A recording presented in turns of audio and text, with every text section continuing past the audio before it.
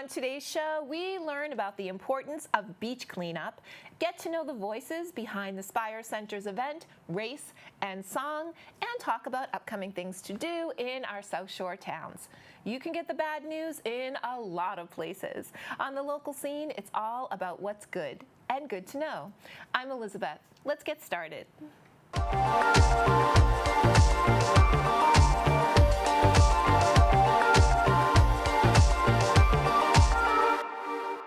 Triad is a public initiative comprised of seniors, law enforcement, and senior services, which serves to promote safety and improve the quality of life for our senior population. On Wednesday, May 24th at 11 a.m., the Pembroke Council on Aging invites you to attend the Triad Initiative kickoff.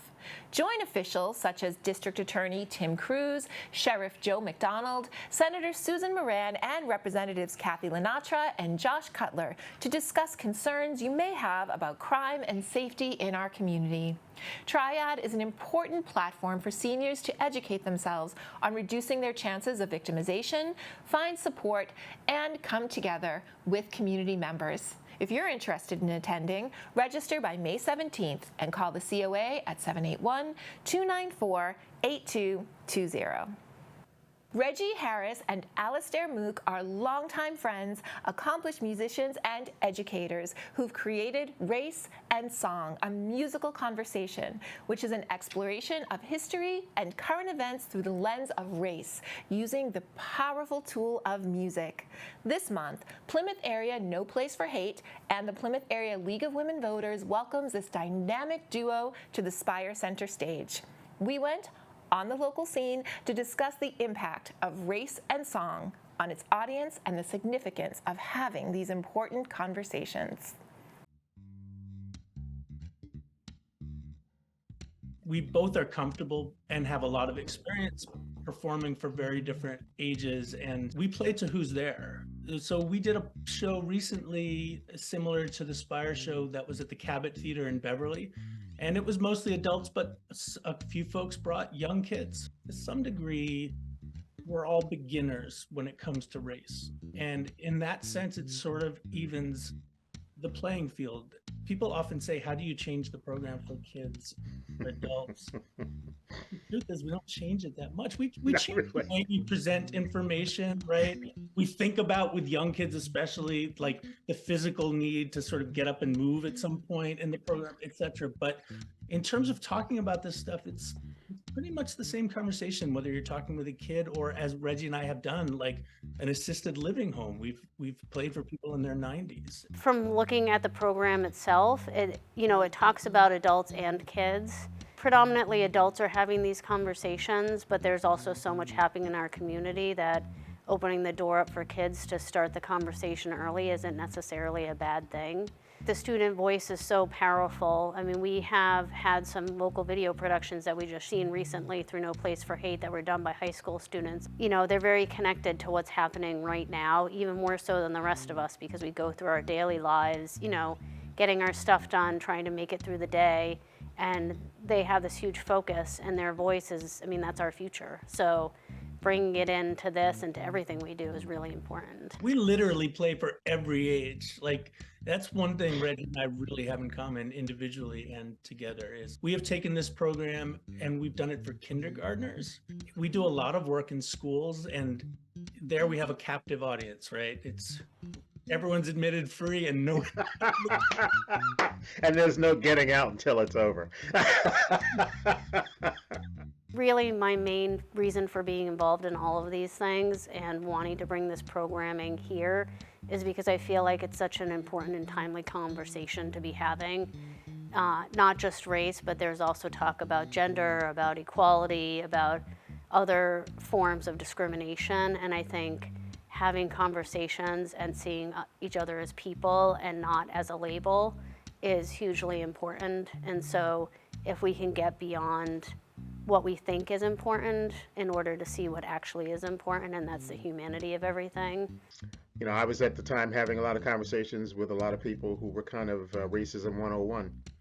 And, I've committed to that mission, but it is very tiring I couldn't work with somebody, obviously, that is on that level. But Alistair came in ready to go, and yeah, he's learned and evolved, but he's also stretched me on a number of issues. And I love the fact that we also just don't stop with race. One of the things that I think is a key difference in the work that I do with others is that we really talk about oppression and prejudice across the board. And I think that gives an access to people, because you never know who's in your audience and how much that can speak to them. And I think that it's never, ever, ever a small thing that a black man and a white man of different ages and different backgrounds are standing there together, plunging into this material and obviously enjoying working with each other. We're really only talking 3 years since 2020 opened our eyes to a lot of the inequities in our society. I think we're moving in the right direction, but we do have, not everyone is in agreement in our country. And like I said, when we divide people, it hurts us all. When we pit people one against another. But I think in our community of Plymouth, we are America's hometown. We have a responsibility to set the example for democracy in America. And I hope we will continue to do that. I'm just grateful for the opportunity, to tell you the truth.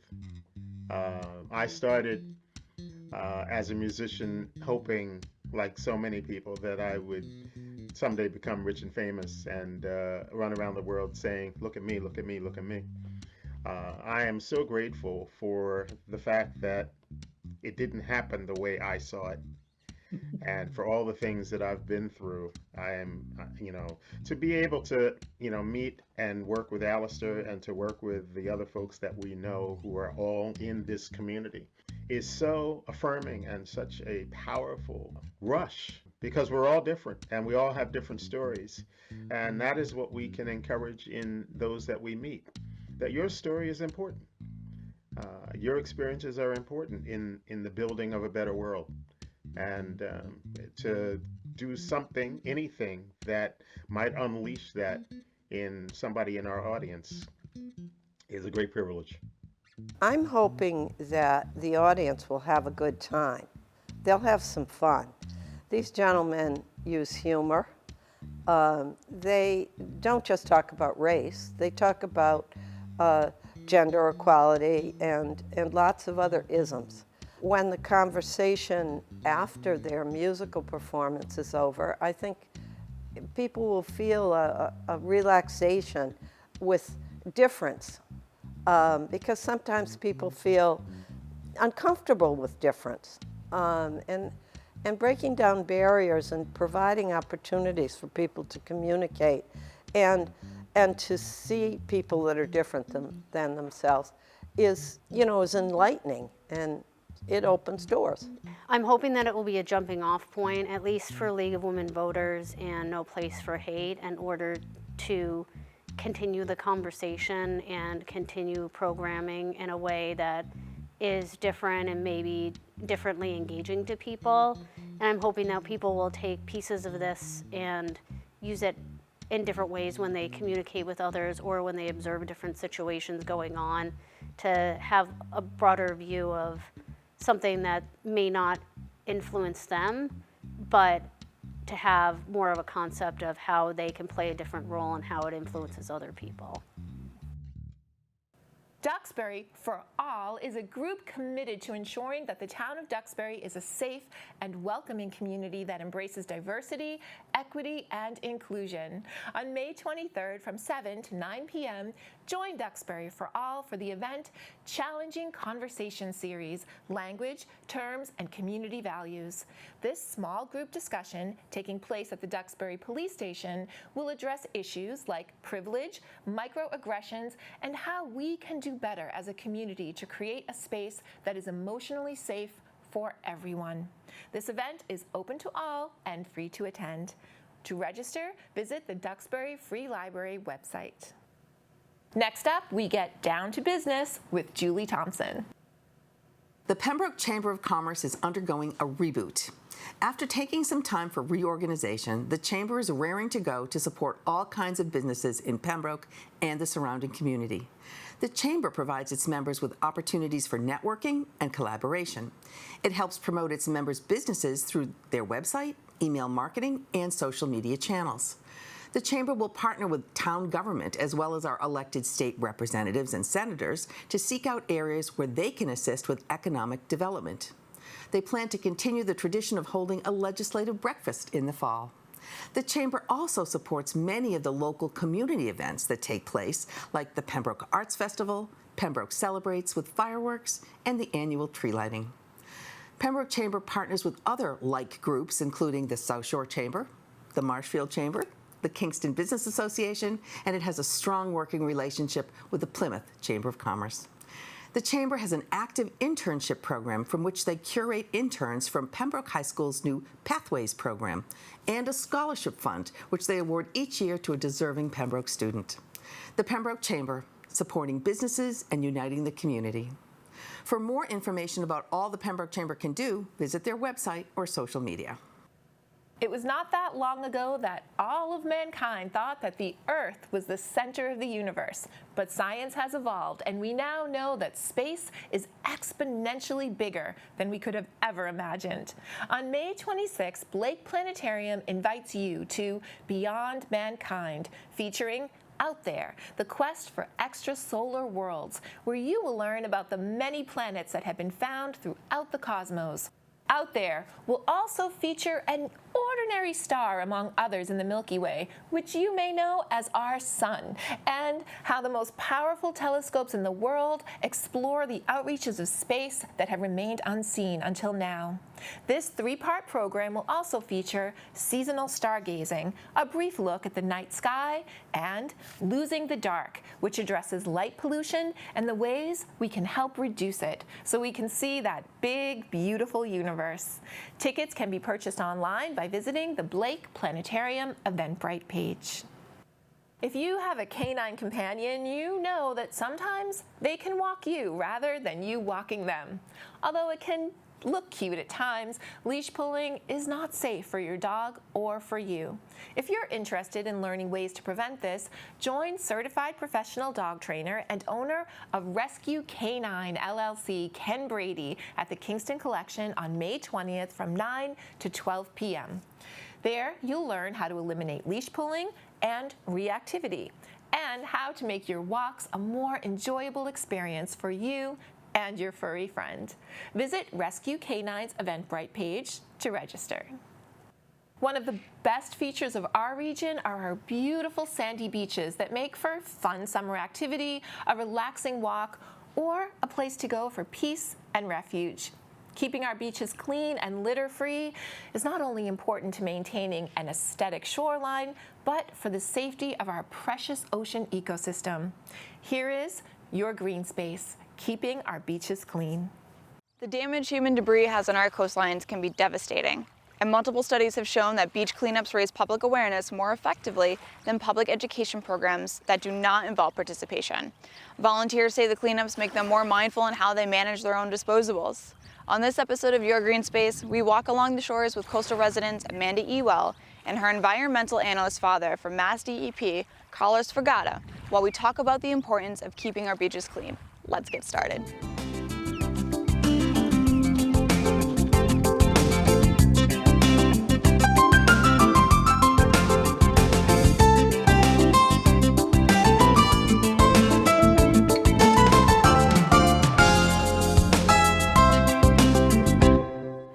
A beach cleanup is anywhere from a casual to an organized event where you just take a few minutes to pick up some trash from one of your local waterways. I live here in Plymouth, and so there's plenty of beaches where there's trash to be picked up. I personally have little beach cleanups like every week at least. I think it's just a simple act that us as humans who are part of the environment can take to help to minimize the negative impact that we have as a species on our habitats in our environment.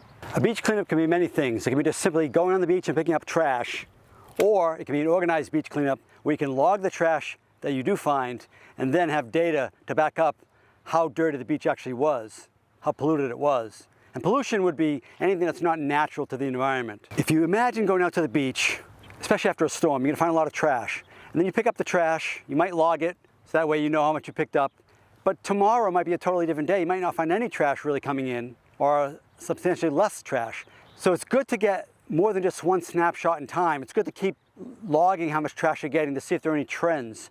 After storms, winter versus summer, those are all important timelines. No one really wants to be playing with their kids at the park and then find a bunch of trash of various sorts. And so there is obviously the positive impact of having a beautiful nature space to enjoy. Or the main goal is to keep things that are not found in the ocean out of the ocean. So there is a massive impact on any species that would confuse trash for food or become entangled in the trash or just generally become confused by it. Like a plastic bag looks really similar to a jellyfish.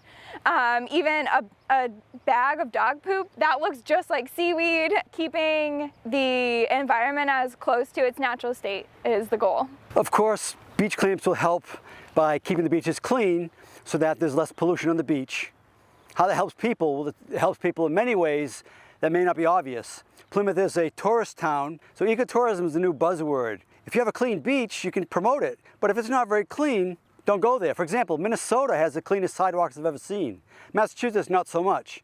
Not trying to put down Massachusetts, but it's really all about empowering each person like myself and you to go out and not dump trash, and if you do have trash, bring it out with you, to clean the beaches, but also log the trash so that you can go to selectmen and create a bylaw, or so they can have management decisions made based on science. The trash, it comes from humans, and it comes from just everyday people. I like to imagine that all the trash that I find, it found its way there accidentally, but I'm sure there are some cases where that's not the case. So it can be from individual consumers, or there is also a contribution from the fishing industry. So it's not uncommon to find ropes or traps, and also from industrial sources. So that could be through boats or planes, or any case where a company is using the ocean as a place to deposit their trash. Also, beach cleanups, by keeping pollution down, besides for humans, keeps animals from eating the trash or getting tangled up in it. It's foreign to the animals, they're not used to seeing it, so they think it's natural, they think it's gonna break down. But trash really only breaks down by biodisintegration. It just gets smaller and smaller until something eats it and then ends up getting in its system. So it's all about the life cycle and the food chain. So when plastic and other types of trash enter the ocean, they can easily be mistaken for food, or they break down into those small microplastics, which are sometimes even imperceptible to animals, and they are consumed by animals of all sizes. But think about eating cotton balls. It fills you up, but it doesn't do anything for you. So it really weakens you in the long run, because you could have been eating real good food. You are what you eat, so to speak. And so what happens is that larger animals eat the smaller animals that have consumed plastic, and then even larger fish eat those smaller fish until you get up to the types of fish that humans eat, like for instance tuna. That fish has eaten the smaller fish, which has eaten the smaller fish, and so on and so forth. As that accumulates, it becomes a large amount of plastic that is inside of the animals that a lot of humans consume for food. So that's called bioaccumulation. Then when we eat the tuna, we get all of that extra energy that was brought into that one fish from all the many other fish that collected small amounts of the pollution. And now we get it in our systems. And we're not used to it. Too much is harmful to us. So in that sense, it hurts us. So for example, if you feed a duck bread, the duck's gonna be full, and now it's gonna be a little weaker because it doesn't have the energy that another bird had with seeds or other natural vegetation they could eat. So now the bird gets lazy and stays around, a weaker animal to make a weaker species in the end. So the same with animals. If they're not strong, they get sick, then they die. So any animal that has to fight anything, even fishing, and you hook a fish, you bring it in, that tires the fish out, there is a chance that it could die. There's a chance that it gets weaker. So it does harm animals. So plastic can do the same thing. If you eat something that's harmful for you, it might take a long time for it to make an effect and you don't even know it. It is common for fish to have their entire inside to be filled with trash or plastic when they are dissected after being captured? I think that any trash affects every aspect of our lives in one way or another. For example, fishermen might get snagged on a shipwreck. No one cleaned it up. We're not required to clean them up for some reason. We have to prioritize it, make it something we want to do. I know that shipwrecks could provide habitat for animals, but the point is, when people fish near a bridge and the fishing line breaks, not all fishermen go grab the fishing line. If they lose a lure, they don't look for it because it's not worth anything, it's disposable. Fishermen have nets that will get hung up on natural features such as rocks and other artifacts, even shipwrecks, and it rips the net and the net stays behind. No one goes after it. I know whales are being affected by fishing line, and we know that there are right whales that are getting impacted by that. Now in terms of the fish, the herring, they may be affected by some of the trash because they're now having to wade through trash in some areas instead of getting the food they need readily available to them. The ocean is encompassing of the entire globe, so there's really no way to track where trash will start and end. And there are actually these gigantic, like, swirling patches of garbage throughout the ocean. I've never seen one, but I can only imagine, like, it would be so heartbreaking to see.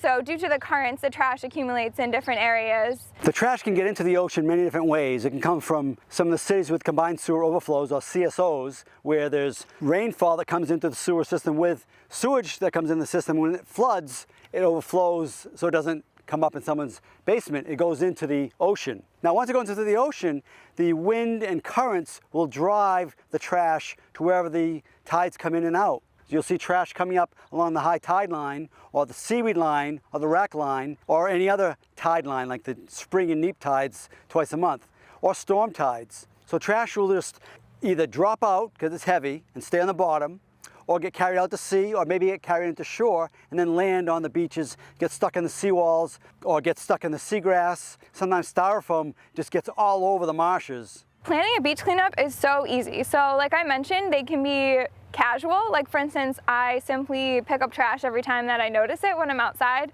or at the beach. And there's a second way to have a beach cleanup, which is to organize an event. There is an organizing body called Coast Sweep. They were founded in 1987, and when I was a little kid, I started coming out to the beach cleanups with my dad. And so all you need to do to organize a beach cleanup is to just register, and it's so easy now. They even have an app where you can track the trash.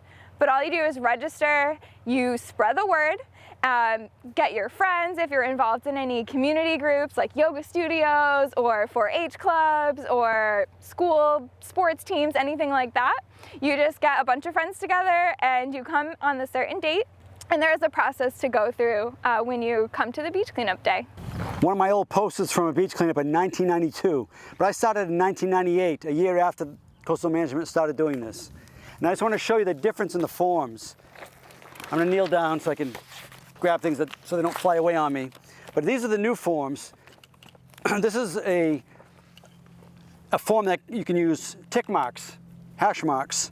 But years ago, the forms were different, and they were more designed in terms of what kind of material: plastic, styrofoam, glass, rubber, metal, paper, wood, and cloth. Why? Because years ago, we thought the trash came from fishing vessels exclusively. Pipe, thread, protector, light sticks when you catch the fish later, sacks, containers that once held oil. You pour the oil in the engine and you throw it overboard. They put it in a bag, and then eventually the bag rips open. And styrofoam buoys, pallets.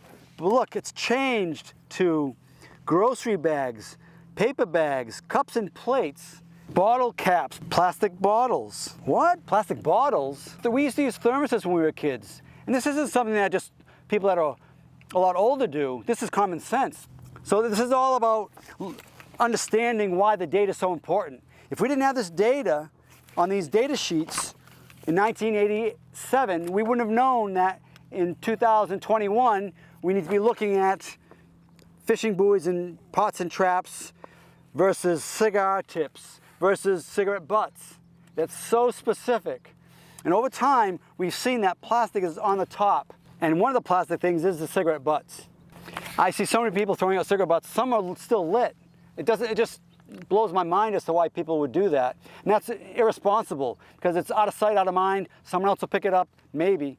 But think about it. All these animals that are out here, these birds, they see a cigarette butt and they'll try to eat it. Birds are intelligent, but they're designed to not have man-made materials in front of them, teasing them, fooling them.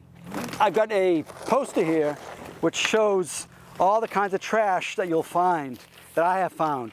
These six-pack rings, sea turtles get stuck in them. Birds, like seagulls, for example, get stuck in them. And maybe they get eaten too by whales. There are all kinds of different plastic items shown here. Balloons are terrible because balloons look like jellyfish as well. And they go flying out and they land somewhere else. The strings, fishing line gets tangled up. As a scuba diver, this is deadly. For fish, the same thing. This will cut through an animal. As the animal grows, it'll cut through the skin like a tree. If you wrap a tree with a wire, it's going to expand and swallow it. But animals will just end up dying. They'll have a lesion that will get infected. Plastic stirrers. We don't need stirrers. They have stainless steel ones. As a matter of fact, when you drink a drink, you actually taste more of the drink when you don't use a straw. See? Learning something new every day, aren't you? I am. No, we don't need plastic spoons unless you're going to reuse them. But why not just use a spoon like I do? Have a stainless steel one I keep in my lunchbox. Yes, it's kind of a pain to wash it, but eventually it's a habit, and now I don't go anywhere without it. There's so many benefits to beach cleanups because, first of all, it just feels good to do something that's giving back to your community and your environment. It's also a great opportunity to get together as a group and to be part of a bigger movement and have a positive impact. It can be a social aspect, and so it's just one way to have a positive ripple effect. Someone sees you doing a beach cleanup, they might ask what it's about, and then you spread the word, and then the next time they're at the beach, they might think, okay, I'll pick up a few pieces of trash. So it has a huge impact on your personal worth and being part of a community too. Keeping our beaches clean, especially in Plymouth with its eco-tourism push. I came to Plymouth because I fell in love with Plymouth underwater. But it's a good enough reason to promote the town's logging of trash through coastal management because the data has been collected since 1987. A lot of times trash is looked at as someone else's problem, but really is our problem. And I really don't want to go out every year and collect trash or every day and collect trash. I think people really need to take ownership of themselves. Parents telling the children, adults telling younger people telling older people that are set in their ways. It's all habits.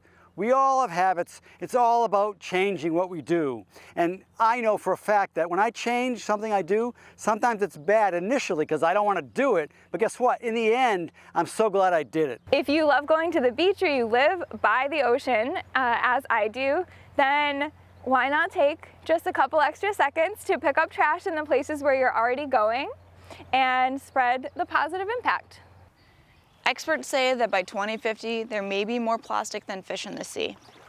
Others say 90% of our coral reefs may be dead, waves of mass marine extinction unleashed, and our seas left overheated, acidified, and lacking oxygen. 2050 is not far off, but we can still work towards a better future. Beach cleanup projects are a safe way to restore oceans and clear debris from the beaches. They also give experts a chance to educate the public on ocean conservation.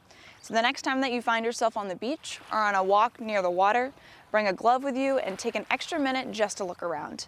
By disposing extra debris that would have otherwise found its way into the water, you'll be playing your part in making the difference that our oceans and our world needs.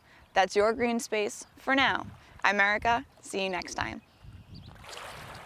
On May 20th, gather with the family and head over to the Plymouth Municipal Airport for the third and final event in the local Women in Aviation Chapter's 2023 Airport Movie Series, featuring the showing of the 2022 hit Top Gun: Maverick. Following the film, you'll have the chance to have a Q&A with former Blue Angels NFO Corey Mays, where she will speak about her experience in military aviation and her time with the Blue Angels demonstration team, the second oldest formal aerobatic team in the world. Doors open at 6:15 p.m. and the event is free and open to the public. Please register on the Eventbrite page for a head count. Bargain books and tasty treats. Who could ask for more? Join the Friends of the Pembroke Public Library on May 20th for the Friends Book and Bake Sale from 10 a.m. to 2 p.m. Shop for good reads and purchase some locally made baked goods while supporting the library's extras, which include discounted museum passes, bestsellers, items for the Library of Things, and programs for library goers of all ages. Visit the library's website to learn more. If you've ever wanted to learn the art of oil painting, the Duxbury Art Complex Museum will be holding a 5-session class beginning May 24th. Open to adults of all skill levels, each session will focus on the basics of oil painting, materials, foundations of color theory, color mixing, composition, critique, and demos. Artist Laura Tyrone Jennings will provide a relaxed, supportive, and encouraging atmosphere where you'll be able to focus on your own unique painting goals. It's a great way to expand your horizons and do a little something for yourself. To register, visit the Duxbury Art Complex website. Bridgewater State University is holding a painting event on May 23rd from 4 to 6:30 p.m. Head down to the Plymouth Center for Active Living for a night at the easel with Monica Gillette. Join Monica for a night of socializing, painting, and fun as you create a masterpiece that you can take home. Pre-registration is required and can be done by emailing Elise Morgan at e1morgan@bridgew.edu. or register with Beth Hadfield at Cal in person. Being a kid comes with a lot of fun, a lot of joy, but also really big feelings. As children develop their minds and bodies, sometimes it's hard for them to understand the emotions they're feeling, and as a parent, it can also be hard to receive them. On May 22nd from 6 to 8 p.m., the Plymouth Public Library will host Meaningful Behaviors, Strategies to Understand and Respond to Your Child's Big Emotions, where therapists from Mossman Play Therapy Center will discuss ways you'll be able to recognize, respond, and understand the behaviors your child may be exhibiting throughout their development. Childcare is available while you attend. This is a free event, but donations are welcome and appreciated. To register, visit ssactionforhope.org. And that's what's good and good to know on the local scene this week. Thank you for watching. We'll see you next time.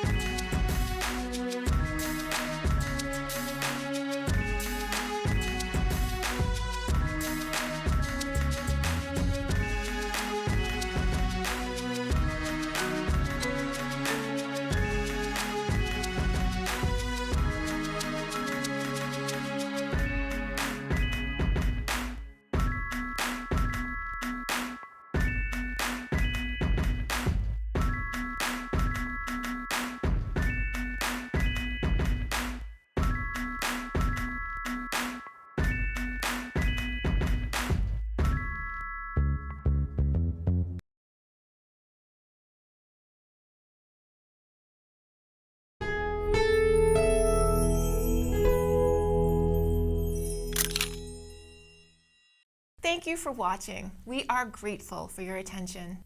If you like what you saw, please like and subscribe to the local scene here and share everywhere. Thank you, friends.